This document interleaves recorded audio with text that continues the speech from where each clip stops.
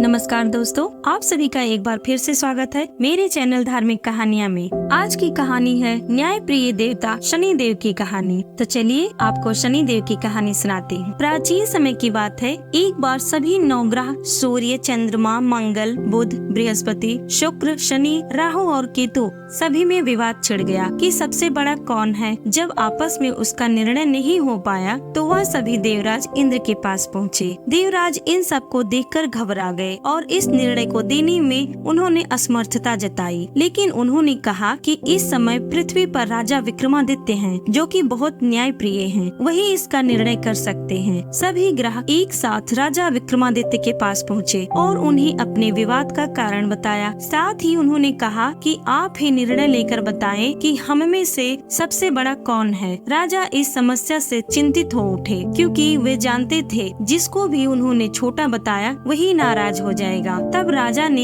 एक उपाय सोचा और उन्होंने स्वर्ण, रजत, पीतल, रांगा, जस्ता, अभ्रक और लोहा इन सभी से सबके लिए सिंहासन बनवाया और उन्हें इसी क्रम में रखवा दिया। फिर उन्होंने सबसे निवेदन किया कि आप सभी अपने सिंहासन को ग्रहण करें। जो अंत में सिंहासन पर बैठेगा वही सबसे छोटा होगा। और इसके अनुसार लोहे का सिंहासन बाद में होने के कारण शनि देव सबसे बाद में बैठे, वही सबसे छोटे कहलाए। शनि देव ने सोचा कि राजा ने यह जानबूझकर किया है। उन्होंने नाराज होकर राजा से कहा, राजा तुम मुझे नहीं जानते। सूर्य एक राशि में 1 महीना, चंद्रमा 2.25 महीना 2 दिन, मंगल 1.5 महीना, बृहस्पति 13 महीने, बुध और शुक्र 1-1 महीने में विचरण करते हैं, परंतु मैं 2.5 से 7.5 साल तक रहता हूँ। बड़े बड़ों का मैंने विनाश किया है। श्री राम की 7.5 आने पर उन्हें वनवास हो गया और रावण की 7.5 आने पर उसकी लंका को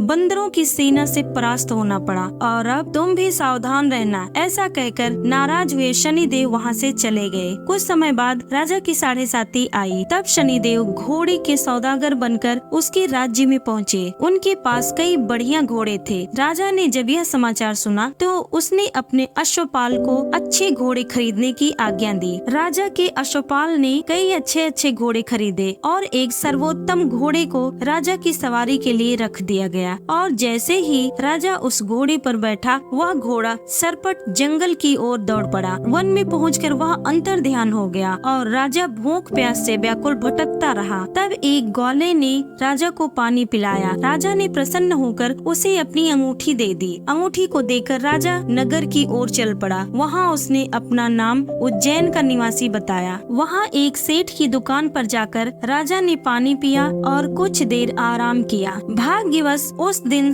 सेठ की बहुत बिक्री हुई। सेठ ने उसे बहुत भाग्यशाली समझा और उसे खाना खिलाने अपने साथ अपने घर ले आया। जब राजा सेठ के यहाँ एक कमरे में बैठा था तो उसने देखा खूंटी पर एक हार टंगा है और उस हार को खूंटी निगल रही है। थोड़ी ही देर में पूरा हार गायब हो गया। जब सेठ आया तो उसने देखा कि हार गायब है। उसने समझा कि इसी ने चुराया है और उसे उस राज्य के राजा ने भी चोर समझकर उसके हाथ पैर कटवा दिए और उसे नगर के बाहर फेंकवा दिया। वहाँ से एक तेली जा रहा था। उसे दया आई और उसने उन्हें अपनी गाड़ी में बिठा लिया और फिर वह मुंह से आवाज करके बैलों को हाँकने लगा। उसी समय राजा के ऊपर से शनि की दशा समाप्त हो गई। वर्षा काल आने पर वह मल्हार गाने लगा। तब वह जिस नगर में था वहाँ की राजकुमारी को उसका गाना बेहद पसंद आया। राजकुमारी ने प्रण लिया कि वह उस गाने वाले के साथ ही विवाह करेगी। उसने अपनी दासी को उसे ढूंढने भेजा। दासी ने बताया कि वह एक ऐसा आदमी है जिसके हाथ पैर नहीं है, परंतु राजकुमारी नहीं मानी। जब राजकुमारी नहीं मानी तो राजा ने तेली को बुलवाया और उसे विवाह की तैयारी करने को कहा और फिर उसका विवाह राजकुमारी से हो गया। एक दिन सोते हुए शनि देव ने उस राजा के स्वप्न में आकर कहा, राजन देखा तुमने मुझे छोटा बताकर कितना दुख झेला है। तब राजा ने उनसे क्षमा मांगी और प्रार्थना की कि हे शनि देव, जैसा दुख मुझे दिया वैसा किसी और को मत देना। शनि देव मान गए। जो मेरी कथा सुनेगा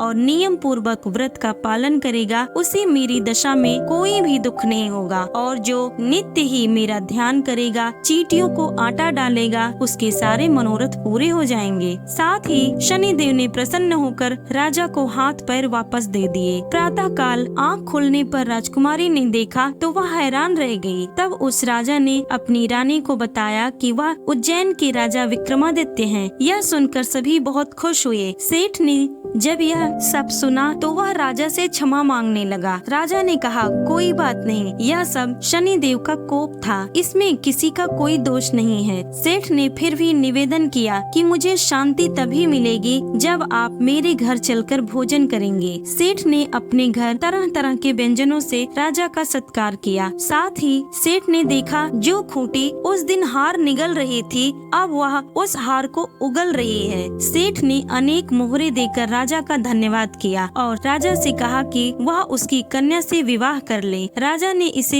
स्वीकार कर लिया और कुछ समय बाद राजा अपनी दोनों रानियों के साथ उज्जैन नगरी को चले गए। उज्जैन की सीमा पर ही उनका खूब स्वागत हुआ। सारे नगर में दीपक जलाए गए और खुशियाँ मनाई गयी। राजा ने घोषणा की कि मैंने शनि देव को सबसे छोटा बताया था, जबकि असल में वही सर्वोपरि हैं। तब से सारे राज्य में शनि देव की पूजा और कथा नियमित रूप से होने लगी और सारी प्रजा बहुत खुशी और आनंद के साथ अपना जीवन बिताने लगी। जो कोई शनि देव की इस कथा को सुनता या पढ़ता है, उसके सारे दुख दूर हो जाते हैं। तो दोस्तों, कैसी लगी आपको आज की यह कथा? ऐसी ही और बहुत सारी कहानियों कथाओं को सुनने और पढ़ने के लिए मेरे चैनल धार्मिक कहानियाँ को सब्सक्राइब करें और कमेंट में लिखें जय शनिदेव। धन्यवाद दोस्तों।